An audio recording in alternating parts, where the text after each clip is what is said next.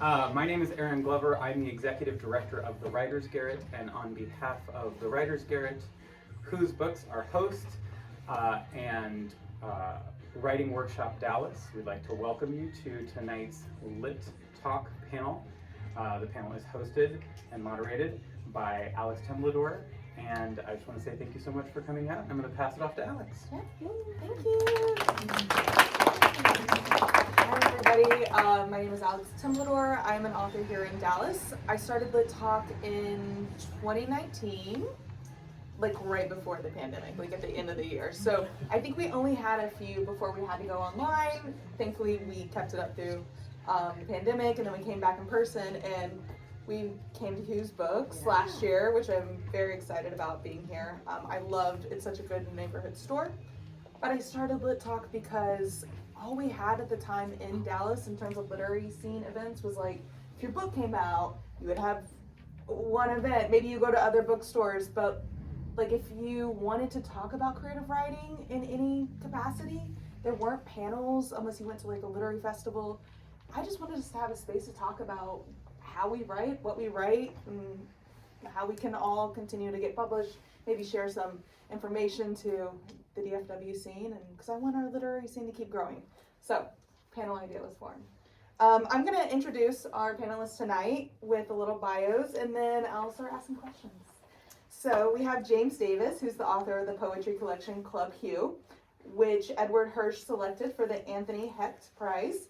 His poetry has been featured on NBC News and CBC Radio and anthologized in 2 installments of Best New Poets. 2011, selected by D.A. Powell, and 2019, selected by Cate Marvin. Recent work has appeared in the Sewanee Review, Diagram, Swamp Pink, the Gettysburg Review, and the Bennington Review. He is a PhD candidate in creative writing at UNT, and where he's finishing his second book and serving as editor-in-chief of American Literary Review. And I just found out he's going to defend his dissertation in February. Dr. Davis coming soon. We have Laura Nill. She is a poet, greatly influenced by the social and environmental narratives. She earned an MFA from the University of Maryland College Park and a BA from Bowie State University. Her work is published in Academy of American Poets and Birmingham Poetry Review, among others. She has received fellowships from the Fine Arts Work Center, Callaloo, and the Juanita Craft Artist in Residence Program, which is here in town. Her poetry has been nominated for a Pushcart Prize and a finalist for the Cave Canem Poetry Prize. She currently teaches creative writing at University of Texas at Dallas and is a contributing writer for Southwest Contemporary Magazine and Burnaway Magazine. She's also a co-member of the artist collaborative Calcium. Thanks, Lauren. And on the end, we have Melania Louisa. I'm like, girl, you know my name. She's an American writer, poet, and musician from New York, living between the Dominican Republic and Texas. Marthe's debut collection of poetry, Plantains and Are Becoming, which is available to buy here, is published by Tiny Reparations, an imprint of Plume and Penguin Random House, summer 2023. I was there for her launch party. It was great. You can follow her at Melatoca Tierra on Instagram. She's great. Thank you for being here. Okay, first question. Usually I kind of ask people how they got their start in writing, but what I'm curious about with y'all is, do you remember your first poem, and what was it like writing that first poem? Or why you wrote your first poem? Anybody can start. I'll go. Okay. My first poem was actually a plagiarized poem. I copied my cousin at the time. Her name is Maciel. She was like 13 or 14, and she had like a boyfriend, and she would write him love poems. And I spent the summer in the Dominican Republic, and we were basically inseparable. And so I wanted to be her. Yeah. I was like embodying How her, old and I were would you? study her. I was like 7. And I caught her writing a poem, and I was like, "What are you doing?" She's like, "Oh, I'm writing my boyfriend a poem." And it was like, and I actually ended up writing like a rendition of that as I got older, and it was called "Can We Kiss Under the Mango Tree or Not?" And it was really sort of kind of piggybacking on her idea, because she wrote this poem where she's like telling this boy, she's like, "Let's meet up at our spot and kiss under a mango tree," and it was my grandmother's mango tree. And my mom actually discovered the poem in my luggage when I got back to New York. She was furious, and she was just like, who is this boy? You're kissing boys under mango trees. You're 7. Like, she was Rightfully so. and glad it got cleared up because, Yeah. like, you know, but then my cousin got in trouble for her having her little boyfriend because my grandma didn't know about it, you know. And So poetry is dangerous. Yeah, I learned at a really young age, like, it's powerful, and it's like, I was intrigued. I was like, oh, this is powerful stuff. Like, you could get in trouble for this. Oh my god, that's amazing. Laura, do you remember yours? Yeah, it was also about a boy. Yeah, I was in middle school and I was just writing these very terrible love poems about this little boy I had a crush on, and I don't really remember how it went. I just know it kind of mocked the roses are red, violets are blue kind of thing. Yeah, because that's what I thought poetry was. I thought, you know, only poems could be love poems. Mm-hmm. And so yeah, I just had this little journal full of like love poems for boys. Did you ever share it with him? No. Okay. So, yeah, I mean, mine, there might be ones before this, you know, that like didn't register that I sort of just tossed off, but I do remember in 8th grade doing a sort of poetry unit for which we had to make this little booklet, and a lot of those stick out really vividly in my mind. So like I still have the thing. It was really adorable. One was like an acrostic, and the letters of the acrostic were Sheryl Crow. I was super obsessed with Sheryl Crow and the Lilith Fair, and all the women of rock. And there was also an ode to Windex in there. Yes. So yeah, I mean, it was a really wide-ranging taste of my interests at the time. I love this. And also, we're going to talk about Club Q later, but this makes sense. Yeah, no, not much has changed, honestly. Okay, so like piggybacking off this, I like that we're starting off light. It's fun, like to hear these things. When did you first start calling yourself a poet, and what made you go, oh, I'm a poet now? And would you have called yourself a poet earlier than you did, if looking back now? Laura, how about you? I don't know if I would have called myself a poet back then. I think I kind of fell into poetry in a way.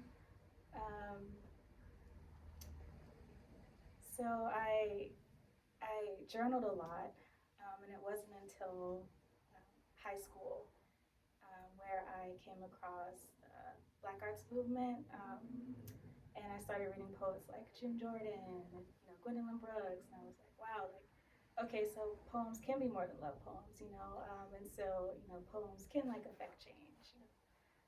And so I started taking it seriously from that point. It wasn't until I had like encouragement from teachers, and they say, hey, you should submit here, you should send your work here. In high school, they were encouraging Yeah, you? yeah, Oh, that's yeah, awesome. yeah. And yeah, one time in class, I remember this really vividly. We had like this essay project, and I didn't know that the teacher would do it, but it was back when they had those projectors with the Yep. plastic film thing. Yep.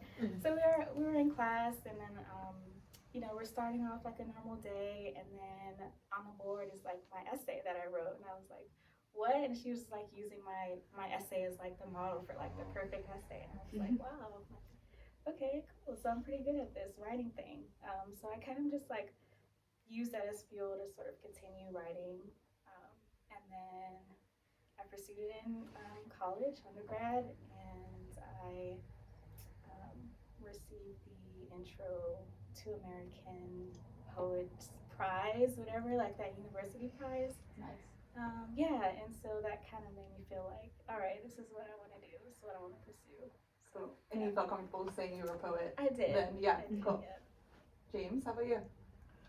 I think one of the things that helped me get more comfortable like declaring myself a poet was like when I had a writing group of other friends who were also writing poems, and so like being in that group where I could be like, oh well, she's a poet, he's a poet, they're a poet, and I'm like writing poems with them. Like obviously I must be too. Yeah. And that was probably like my senior year of college, that I really started to own my identity as a poet. And I think even then it's sort of fraught. Like you don't, it's something I still kind of hedge on sometimes if like the optometrist is asking me what I do. Like, oh, I'm studying English, or yeah, I'm a writer, because there is something so I don't know, vulnerable about saying I am a poet. Yeah, I get that. How about you, Melanie? Yeah, I mean, I feel like I've always called myself a poet, but it was much harder for me to call myself a writer. Because since I've written poetry since I was a kid, it was like, oh, I'm a poet. But to call myself a writer, I think it took until I got a book deal to say like, oh, I'm a writer, and here's a big check to prove it. Like I did, it's unfortunate that I needed that validation, but I think for a lot of us, because writing is in such a volatile state, like you're constantly trying to figure out how to make a living off of it. I needed like a big check to say like, oh yeah, like this is what I'm gonna do and I'm gonna continue to do. And also having a publishing house that's a big five kind of gave me that validation to say, oh, like I had done self-publishing for so long and I was just so exhausted that I was just like, you do the work. You take the book, you do the work, you have the team, you have the budget. I'm not gonna be out here with my little luggage like rolling these books around town. Like you guys do the work. And so it just gave me that peace of mind to say like, this can really be a career, because everyone in my family, like no one had an artistic career, and so I was like the one like going against the grain. I was the one who like dropped out of college and like was like doing slam poetry and like, was doing like working for temp agencies on the side to pay bills. And it was just like, okay, here is like the proof in the pudding, that I can actually do this. And I mean, I've been really fortunate to also have lots of different opportunities from like touring to, writing commercials, like I've just had a lot of beautiful opportunities that have given me the bandwidth to actually feel like I can call myself a full-time writer, so. Yeah. Oh, right on. Yeah, I had a friend when I was in grad school and she was like, you're here for writing, like you're getting your MFA, you're calling yourself a writer now, and I want you to print up business cards. And every time I would see her out, like we'd be at a club, and she was like, "Where are your business cards?" I was like, "I don't think anyone here cares. Like, needs a creative writer, a fiction writer today." But like, I had to print them out and bring them with me, and it just like made me go like, "Okay, I'm a writer. I'm doing this. I'm gonna do this." Like, yeah. Okay, so all three of you in your works, you really focus a lot on home, like.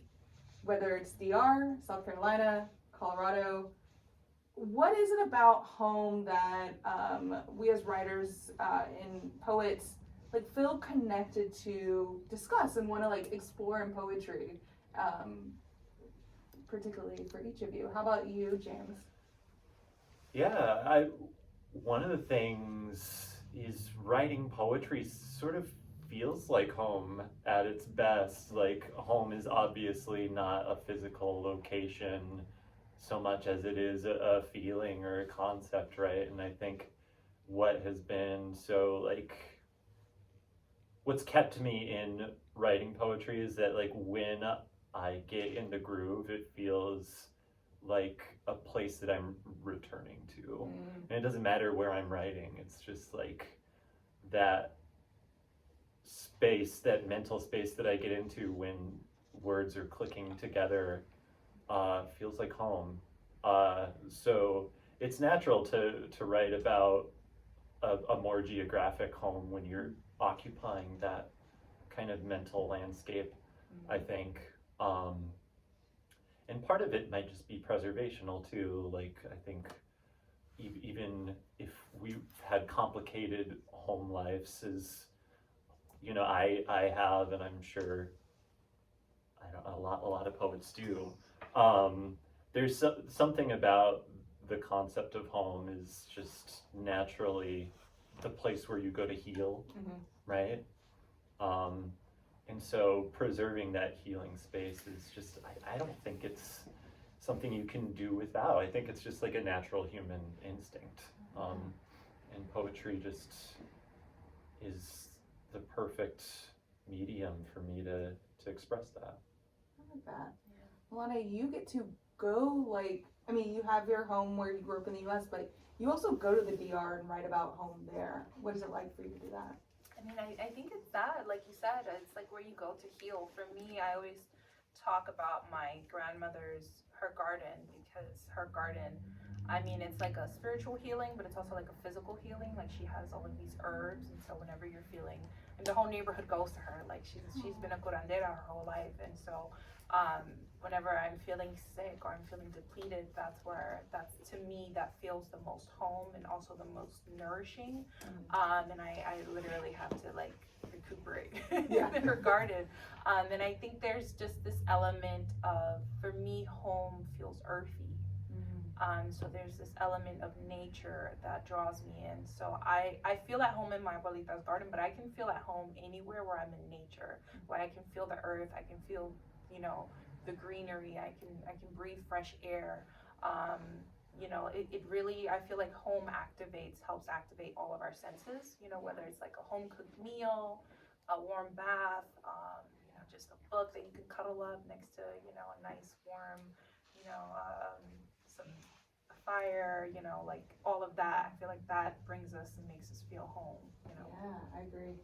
Laura, I saw something you wrote, like you write it, I don't know how you phrased it, but you said like swimming in my ancestors, which like I just think like swimming in my ancestors, swimming in my home, swimming in my past or childhood. Like, how do you do that with your poems, which you talk about South Carolina?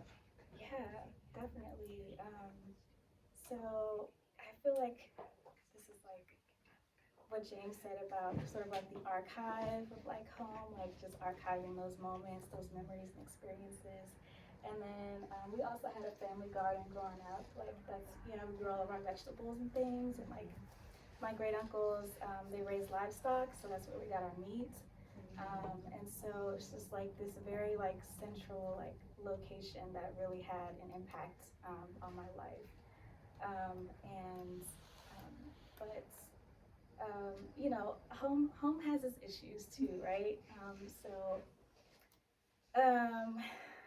It's like, I feel like the South can be kind of misunderstood, right? It's like this kind of like idyllic place, like safe, beautiful, but I feel like there's a lot of like fatalism as well, sort of like where I grew up, and even like just like on a basic mundane level, right? So it's like the first violence I experienced was like a hog being slaughtered, right? Like I knew I was getting meat, but I didn't know it was like the pigs that I would, you know, walk and visit every day, right? So like to see sort of like that happen was kind of like this very visceral experience, and it sort of like shaped my sort of perspective and understanding on, you know, what it means to live, what it means to be fed, like the sacrifices.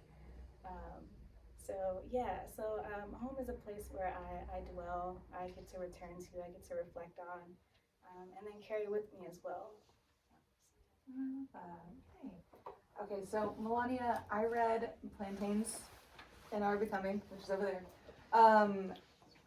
Okay, so I kind of mentioned I'm doing NaNoWriMo, right? I'm a novelist, I write nonfiction as well. But I read your book and was like, oh, okay, I really like poetry. And that's because I felt like, I don't know, there's something about your voice and the way in which you have these different structures of like poems that felt like I was hearing something that it goes on in my head, but I maybe hadn't read and like, or hadn't been exposed. Like, to be clear, I don't read a ton of poetry, but like seeing it, I was like, oh, I feel that voice, I recognize that voice, and like I want to explore that voice within myself. When you were working on that collection, were you like very conscious about maintaining your own voice and like, this is who I am, this is my authentic voice or the voice of my family and my community. What were you thinking about when it came to voice? All of that. Yeah, all of that. Yeah, no, I'm glad that you said that. Thank you. That's such an honor. Whenever anyone, I've heard this before, but it's because and it was scary because I've never seen it done actually. At least not for a big five. Yeah. But I'm grateful that the publishers still went with it and they didn't like butcher it down and make it turn into what the typical poetry collection is supposed to sound like and look like. But they let me play within worlds. They let me, you feel the transition. You feel New York, you feel the South, you feel DR, you feel the Caribbean, you feel it, right? And so, but that is, it's not that it's hard to do, it's just that that's not something, they don't usually publish it. Yeah. One thing that I had expressed when we were pitching this collection before it went off to auction was that we wanted it to feel authentic to the first generation immigrant experience and second generation immigrant experience. I'm a first generation American, and a lot of my childhood was back and forth. And so the biggest question for me with this collection was, there's a phrase in Spanish called ni de aquí ni de allá, that Latinos like to use a lot, and I challenged it, and I'm like, I'm de aquí and I am de allá, and I'm not going to choose. Usually you're forced to choose when you're writing anything in literature. You're forced to choose which world. You're supposed to just kind of cave yourself into just one world. Yeah. And what I did was I asked the reader to come along the journey with me, and we went together, and we spoke Spanglish, and we spoke Black English and Black Spanish, and we spoke a little bit of Ebonics, and we spoke a little bit of everything because I grew up within many different worlds, right? I grew up, on the Lower East Side of New York City, right? But then like I went to school on the East Village, and so it's like, and then we would travel to the Bronx, and so like you're getting different vernaculars, you're getting different accents, different experiences, and then literature also teaches you to open up your world. And so I also wanted for people to understand that just because I grew up in the projects of New York City doesn't mean I wasn't reading, Isabel Allende, and I wasn't reading Toni Morrison, and I wasn't being immersed in literature in the ways in which the high school I went to, Frederick Douglass Academy, which was an all-Black school in Harlem, exposed me to. And so we were reading James Baldwin, we were reading, just so many different Black literary icons, right? And so I wanted for folks to understand that ni de aquí ni de allá, this excuse that you have to choose who you are, you have to flatten yourself for the reader and for the world, is a disservice to all of the important aspects of who you are. And so that is literature. Yeah, and so that's the challenge, right? When we come from different worlds, the challenge is how do we let the reader come on in and not flatten, and become one-dimensional. Instead, let them expose them, right? Expose them to so much so that they can just leave feeling just so amazed by the characters that you're exposing them to. Yeah, no, I get that.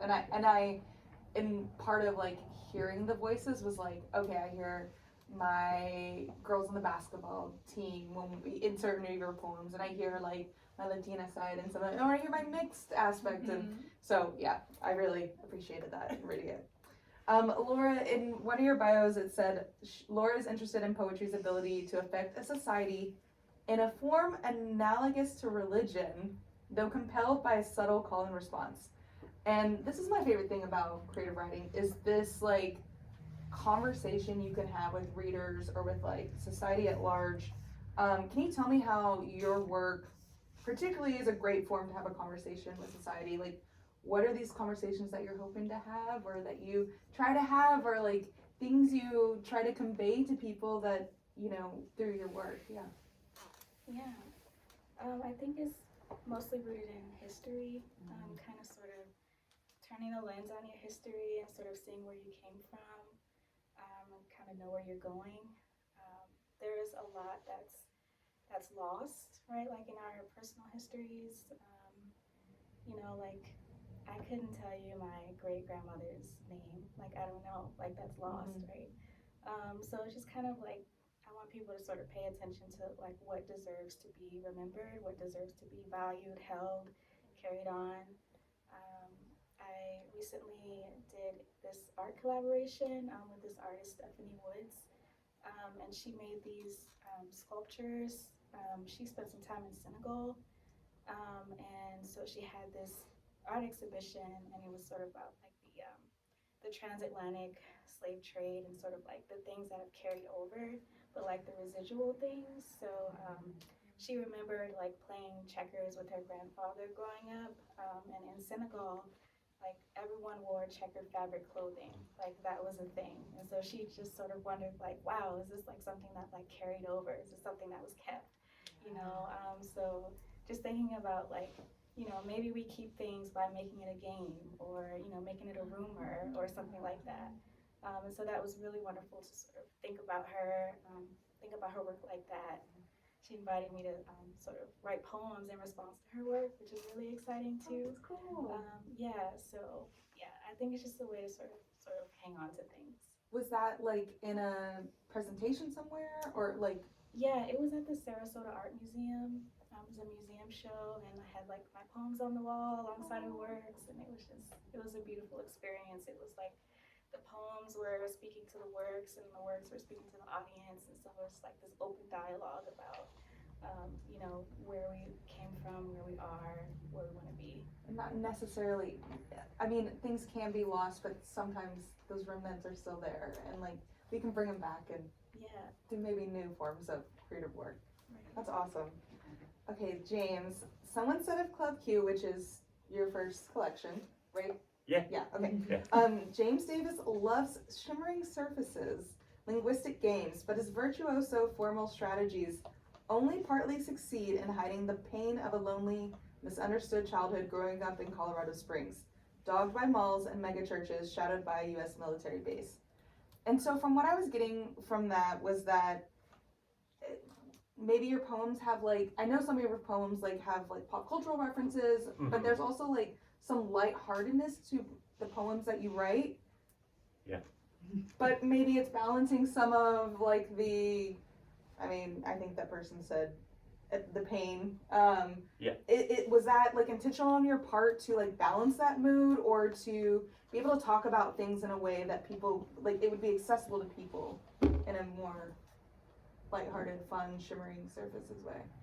Yeah, I think it's a mixture of intentional and unintentional, probably. Like, when you were talking about games as a way of preserving things, Laura, it reminded me of the way I'm kind of thinking about games and play in my own work.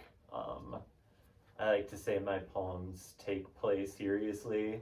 Like, I'm on the job market now, so you have to have these pithy little phrases to market yourself. But I mean, I do think it's true that like play is not only like a fundamentally human experience, but it's actually fundamentally mammalian. Like all mammals play.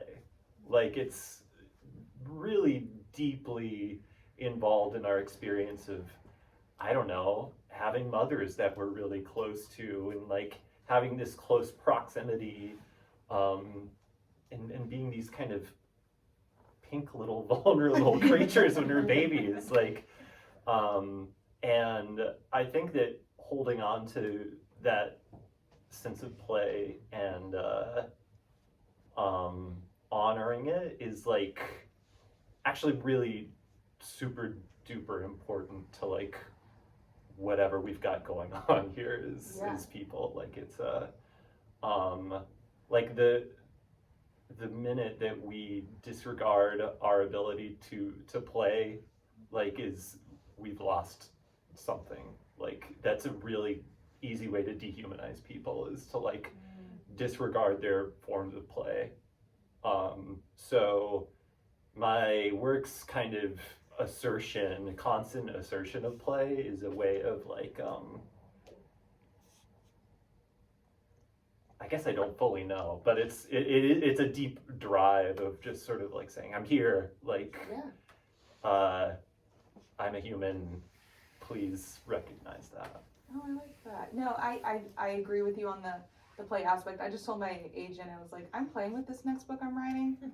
If we don't publish it, that's fine, but I need to play with like the words, and the structure and the form. And I think I see like play, definitely in Melania's book, you have like poems about, I think you mentioned the Cheetah Girls. I mean, you talk about like these like playful things of, especially in music. What is it important for you to play in your work too? I think play is anti-capitalist. Okay. I think it is. I think that there's, there's a poem where I write Child's Play at a Funeral where I'm talking about my, like, as a kid, learning to grieve through play. But I think whenever I tap into my playfulness, I am my most, like, grounded, and like you said, not dehumanizing yourself. You're allowing your full humanity to come into play. And it's super important, and I think we live in a society that's constantly like produce, labor. And when you're playing, you're not thinking about all of that. You're just present in your body, your movement, your breath, and it's honestly the bravest thing an adult can do is play. Yeah. Really, truly. Oh, I agree. Yeah, Laura, do you find yourself playing? I mean, you definitely played with this when you were working with this artist and collaborating with her. But have you found other ways in which you're playing with form or with subject? I think I like to use my collaborative to play. I haven't quite figured out how to play in poetry just yet. So I like to play off of the page. Okay, I like that. Yeah. Okay, so we have a little bit of time for questions. I have more, but I want to kind of open it up and make sure we have some space and time for that. Does anybody in the audience have a question? It can be very like basic or not. It's up to you. Yes. Okay. I'm always curious, like what poets you like reading these days. Ooh, yeah. And why? I read for two different magazines. So I read for American Literary Review and Narrative Magazine, and it's this huge volume of new writers, like emerging, established, mid-career and everything, and it's just like there's so much. So that's been my experience lately, is just like reading people's work when it's still pretty fresh, and that's really exciting. Kim Adenizio's work I've loved for a long time, and I finally, like, I got to see a submission of hers in one of the queues, and it was just like, you're a real human. You're sending these things out just like the rest of us, and you didn't even win the contest, So that's a really weird way of saying Kim Adenizio. I like her. She's a great poet whom I've loved for a long time and still read. That's cool. I'm reading a lot of student papers right now. Still reading. For my play, I'm actually reading a ghost story by Maud Casey. It's called The City of Incurable Women. I highly recommend it. I'm reading, I love to read any and all poetry, but I've gone back into the archives of my favorites lately, because I'm working on another collection, and I like to ground myself in the poets who made me excited to write. So I'll just, at the top of my head, Lucille Clifton's work, Audre Lorde, and absolutely June Jordan. And now more than ever, I feel like her work is so timely to everything that's happening right now. And yeah, just like immersing myself in the writers, like anything Toni Morrison writes, I'm constantly like going back and rereading things that I read when I was younger, and I'm like, picking up the books again and trying to figure out like, how can this just inspire me to keep writing? Because I think we go through phases where sometimes we need to remember why we love literature, and what it can do for us. So I've just been kind of having to nourish myself again and stay committed to being a writer. So we all know, like for instance, like Lil' Kim, you know, she has the side A and the side B, right? And people don't hear about the side B unless you really love Lil' Kim. It's the stuff that doesn't get out into the universe. So how do you decide what are the poems that go out into the universe and what are the poems that you feel like they're not ready for this side B just yet? I like that. I do too, yeah. And I love my side B. Like I feel like my side B is like 99% of my writing, honestly. Like it's more of an iceberg kind of thing where there's this huge dormant thing of like kind of bad poems or poems that are based on a concept and then that's really kind of it, or poems that have no concept and they're just like a big floop onto the page. And I keep all of them and I sort of I let them ferment, I guess. Like the Icelandic, or maybe it's some Scandinavian folks bury sharks, because that's the only way that they're edible. Is if you bury the shark and let it ferment long enough in the earth so that all of the uric acid comes out of its body, and then you come out with this kind of gelatinous, it doesn't sound very delicious, but it's edible at least. It's not poisonous anymore. And I kind of liken my B-side work to that fermentation process. Like I can look at something I wrote back in 2008 or something and be like, okay, I have it's edible. Like if you like trim away all the mold or fermentation byproducts, there's a core of this that's like I would not feel bad sharing with other people. So Great metaphor, like best metaphor we've had on this.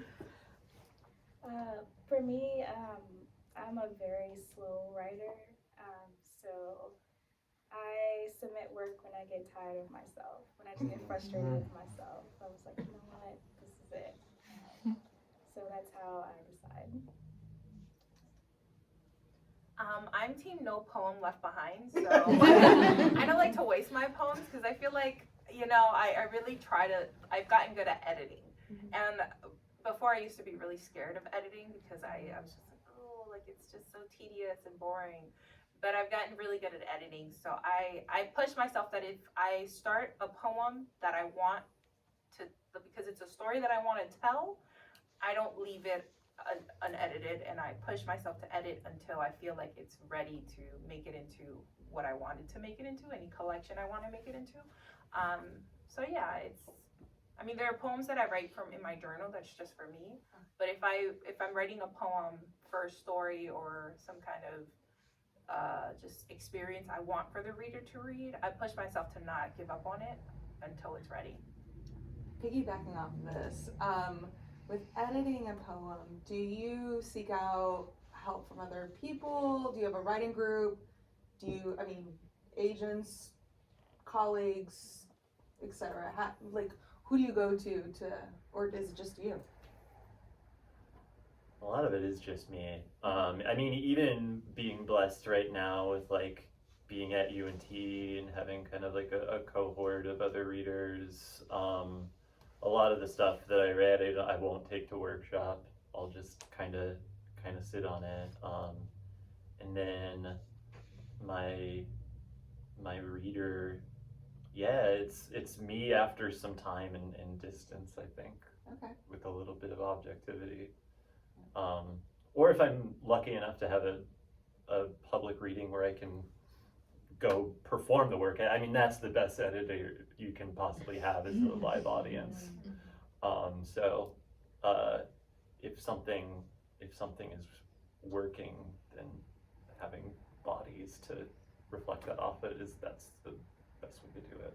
Yeah, definitely. How about you, Laura? Pretty much the same. I often turn to poets who I admire or poets who people say, you know, my work is akin to. And I was like, how would they write this line? And I go pick up their book and I say, oh, okay, maybe I should do this with the line break, or I should do that with the line break. And then my poor partner here, I read my poems to him all hours of the night, so he's probably tired of hearing me say, can you listen to this? So yeah, so he's my primary audience. Yeah, so I have some friends who, like if I want their opinions or like help with editing their writers too, that helps. But also I first trust myself. You know, I do my due diligence to do my own editing, and then if I feel like I can make it better, I will ask for critique and advice and all of that. And then lastly, I would say also, yes, studying the craft of other poets. You know, it's really, it's amazing what you know, poetry in terms of the page has, like, what's been done. And so even if you go back, you'll see like there are many poets in the 70s and 80s and 90s who were challenging the page in really insane ways, and so it's important to kind of study the craft. I like this. Yeah. Sorry. No, I was just saying, yep. Do we have any other questions? Oh, yes. I have one. Your question made me think of this. I'm not sure how to phrase it, and if this is going to be like a bastardization to poetry, I'm not sure. Because I don't read poetry super heavy. I read like books. Safe I'm space.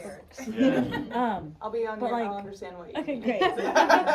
What is a book that, because like you're reading in your childhood a lot of the time, was really formative. So what is a book that had those kind of snippets of poetry, but weren't like direct poetry the whole way through, that really spoke to you, really spoke to your internal monologue, and like have reoccurred or like sat in your head for forever? It's just you kept with you. Because for me, it's first Anne of Green Gables book.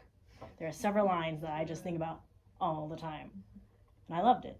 It spoke to me. So I was curious, what was a book that was really close to you and still is? Top of my head, Eve Ensler, I'm an Emotional Creature.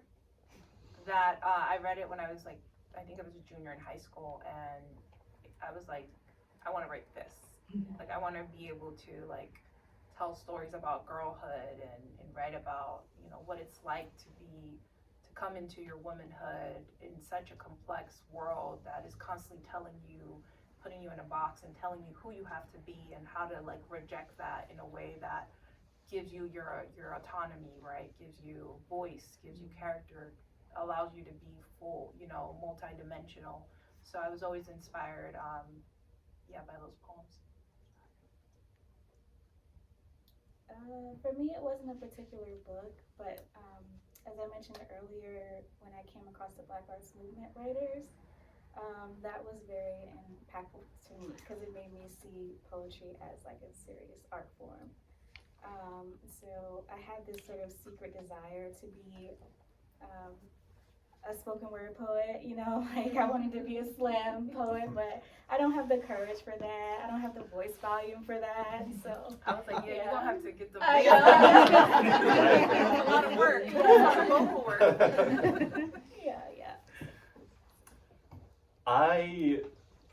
Maybe my earliest exposure to poetry on the page was through the Calvin and Hobbes like comics collections.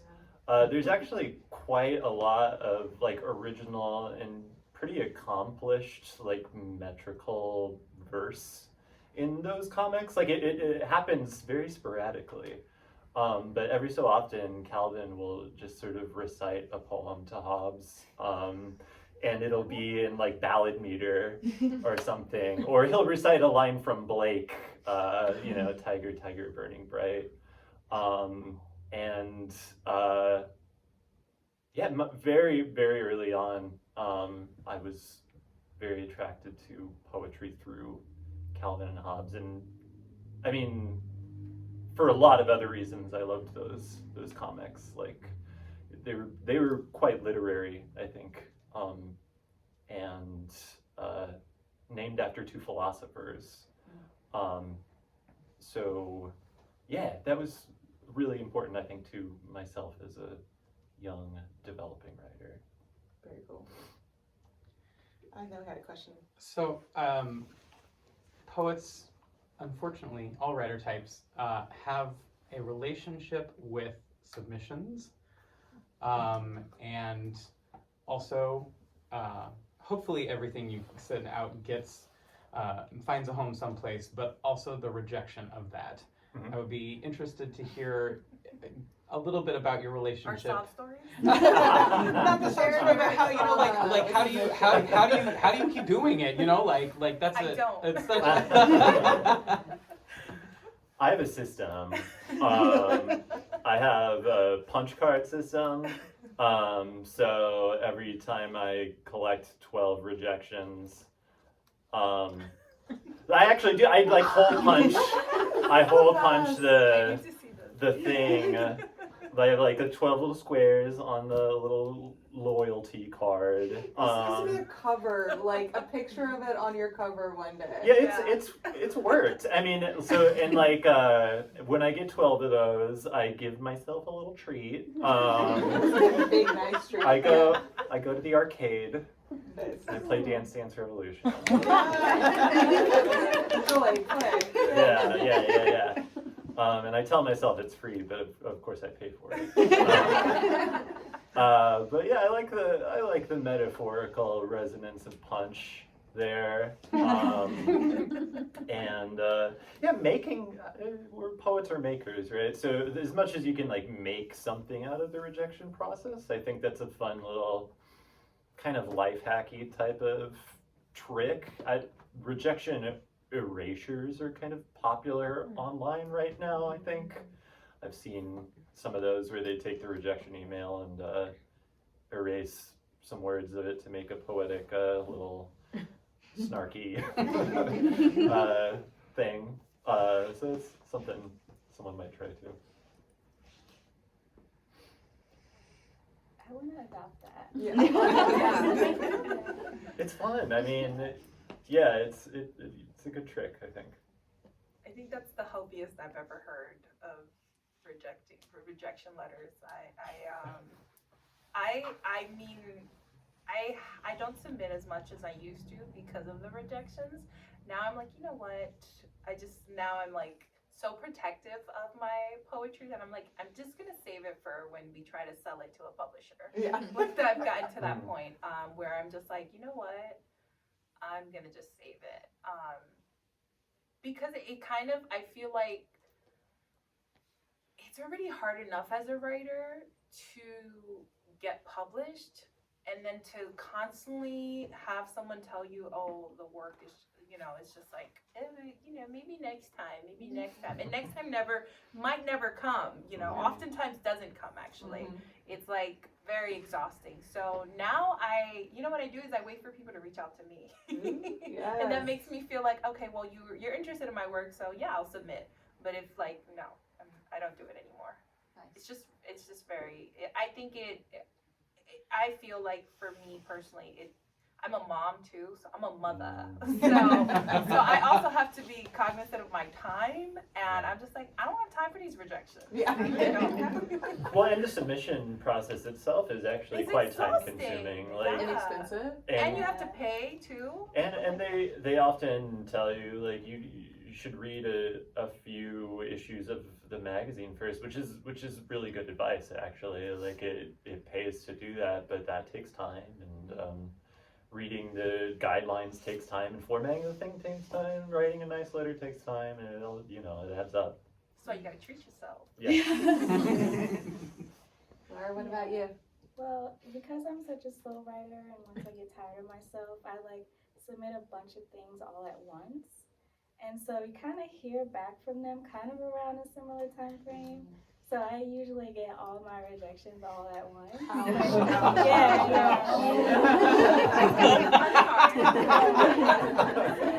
That's hard. You're like arcade twice in a week. Winning. How do you protect yourself in that time?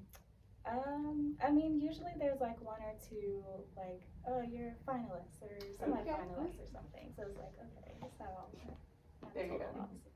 Nice. I think we have time for maybe one more question. Go ahead. So writing is hard and not always consistently lucrative. How do you keep your momentum up and not kind of give into the corporate America, like go get a regular job vibe? I had a regular job for about a decade. I worked for Chipotle's corporate headquarters, and like I needed at the time that it just made sense for me to do that. Like I needed the financial stability and Did you have a degree for it? Like, or or you just like went up in the chain? I Or got is it it through, Chipotle? I got it through a temp agency originally. Okay. And it was just like a temp to hire sort of situation. Wow. And it was terrible for my work. Like it was really hard after a 40, sometimes 60-hour workday to go home and then write something in a way that felt good to me.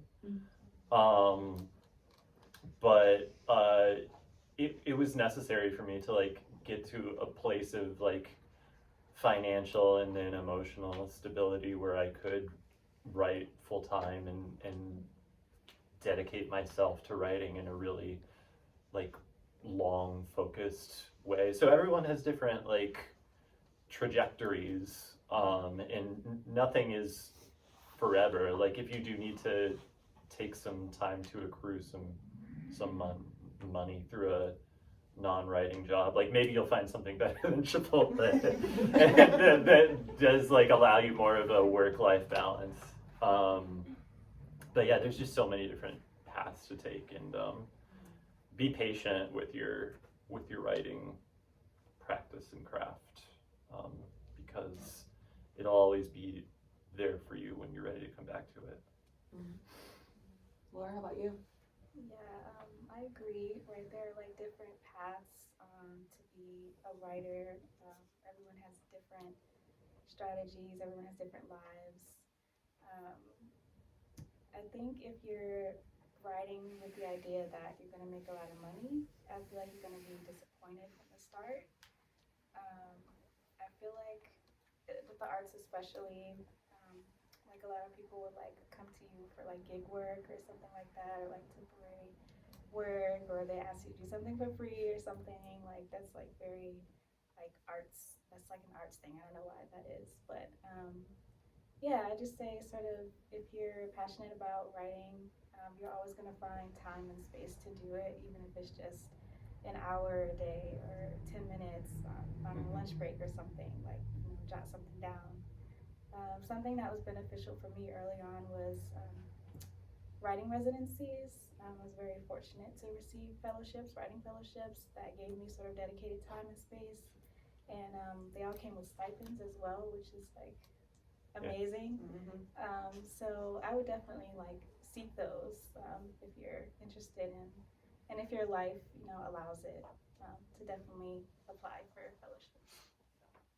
Yeah, I would say, yeah, like find what works for you. Everyone has, you know, their own journey into writing, and so you really have to find that balance for yourself. I have a bunch of friends who have book deals and they still keep their full-time jobs because they like one, the insurance, and they also like the consistent paychecks, and they don't like to put pressure on producing, like making money off of their art. They want to like, you know, come to the table feeling like they can do it in a way that's not like pressuring them to make money off of their art. So you have to find that balance for yourself. I had, for the longest, I worked for a staffing agency and I had corporate jobs while I was, you know, working on my writing. And then I finally got to a point where, you know, I could let go and just focus on the writing, but it definitely took, I would say 5 years before I could get to that point. So, you know, you have to figure out what works for you. And I'll add in here, so I have 2 novels that are published and 1 nonfiction coming out next year. That does not pay all the bills. Not even, maybe it pays 25% of the bills, but I'm also a full-time freelance writer, and I've been doing that for 8 years. So that allows me to have the time to write as much creatively as I would like. Honestly, I only write 15 minutes a day, and it works out, just because I'm a very fast writer. But if you want to be writing full-time, you can do it, and I like to share that. I mean, I own a house, I can buy my car, like I can take care of myself as a full-time writer. And thankfully as a journalist, that's the type of freelance writing I do, I have seen it impact my creative writing like exponentially. Like I'm a way better writer because I write articles every single day. So if you do want to write full-time, there are ways to do it, like without having to go get a corporate job. And no, I don't have insurance, but I pay for it. And then some of my friends who have corporate jobs still pay the same amount as I do in insurance. So I feel vindicated. And because you had your hand raised, we'll take one more question. Oh, okay. I had it perfectly worded, and now it's gonna be a mess. So, you all mentioned physical places. So my question's kind of around our changing climate and how you kind of mourn, but also savor with joy when you can, I guess, like just acknowledge like this earth's beautiful. And it's like kind of hard to balance because it's like it's changing, but we also have to appreciate it and love it. Yeah. Melania, you want to start? Yeah, I mean, you about to make me cry. I mean, I think about that a lot actually because, you know, my parents, they're from an island and it could eventually be underwater and then they lose all of what is considered home. So I think about that a lot. There's actually a poem in the collection that's on that where my abuelita, she always says like, oh, you know, because they live in the campo, which is amongst the mountains. So the mountains sort of protect a lot of that side of the island from hurricanes. And so my abuelita thinks it's a gift from God. And so she's constantly like, oh, gracias a Dios, no ha pasado nada tan malo. And I'm always like, Grandma, it's more about geography and a little bit of luck, but it's more about the fact that, you know, we're, you know, and I tell her often, I'm like, we're not environmental refugees just yet. You know, but count your blessings because I mean the realities of what's happening, they're very real. So I do mourn, but I'm more so emotional when I think about that. I'm more enraged by the lack of alarmingness happening from our politicians. They're just so preoccupied with getting checks that they're not even thinking about how we don't have an alternate planet, you know, and while they're thinking about let's go to Mars, let's go to these other planets, let's go to space, they're completely disregarding the fact that this was a perfectly beautiful world and they have turned it to shit, basically. Yeah. Laura, you read a lot about like nature and stuff as well. Yeah, I do. And I feel like with climate change and everything that's going on, we often sort of look out, we look elsewhere, we look otherwhere. But I think it's really important to sort of look at what you're doing, like personally. So every time I go home, I look for this like one particular tree that's been growing in our yard like forever. And I just like to check and make sure it's still there because it's like, I feel like that's like kind of like rebellious that tree is still there, right? Like I feel like everything is changing, everything's getting torn down, buildings are being thrown up. So it's like, I feel like it's a small victory when I go home and I can still see that tree. So it's like, can we save just like a tree or something? Yes. So,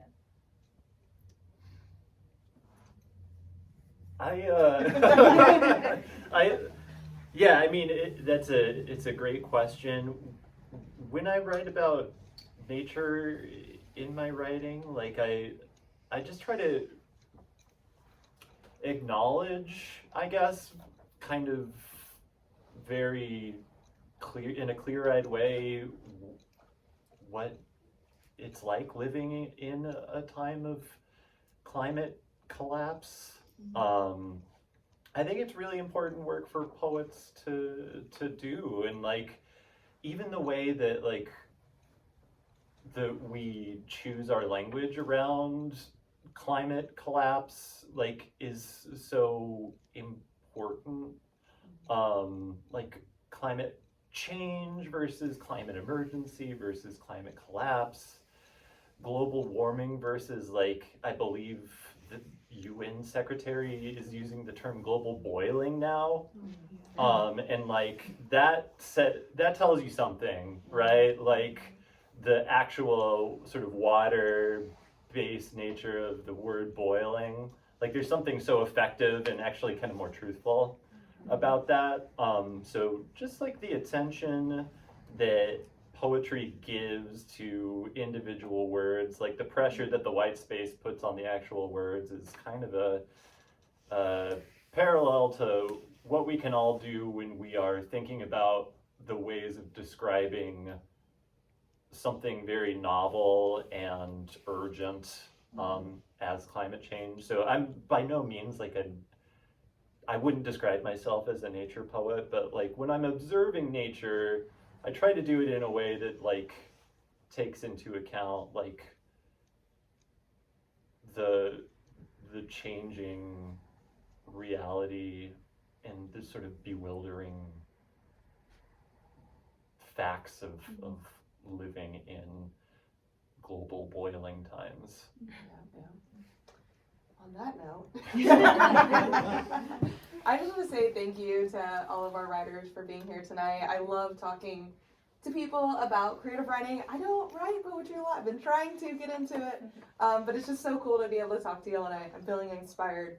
Thank you for everyone for coming out here tonight and asking questions, for engaging. I hope you read their work, buy their work, submit to ALR. Yeah, ALR. we're open. Yeah. We're open through December 1st, and we take a little pause till January 1st, and we open back up again. I'd love to read any of your work, and we accept work in 3 different genres. So poetry, fiction, essays. If you reject it, we're gonna find you. Yeah, it's not that hard. But yeah, you can just say you saw me at this thing. That those kind of things do help, I think, in cover letters, just addressing people by name and mentioning real things that happened. I love that. Okay, well, we have Melania's book here tonight, my book, and then an anthology I'm published in. Reach out and find their works. I know your book is available to buy online at